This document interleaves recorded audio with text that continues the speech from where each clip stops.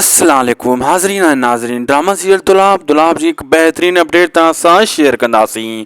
दोस्तों जेका नवां या पुराना सब्सक्राइबर आहिनि सभिनी खे हिकिड़ो अर्ज़ु आहे, मुंहिंजी अॼु जेका ॻाल्हि ॿुधो, जेका अॼु अपडेट आहे दुलाब जी हिकु बहितरीनु आहे, हिनखे गौर ॾेई ॿुधिजो ऐं जे वणी वञे त सब्सक्राइब लाइक शेयर ज़रूरु करे छॾींदा चैनल खे।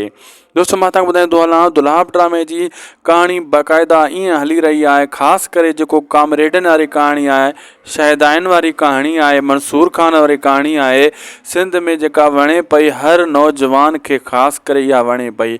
दोस्तों जेको इन रस्ते ते हलंदो आहे उहो मारियो वेंदो आहे, उहो ख़तमु थी वेंदो आहे। कल्ह को ॾींहुं आहे रज़ा ज़ंगी जो, तव्हां सोशल मीडिया ते ॾिठो हूंदो, मुंहिंजे पाड़े जो आहे, मूंखां 1 किलोमीटर घर उन जो परे आहे, उन खे बि पुलिस बेगुनाह मारे छॾियो।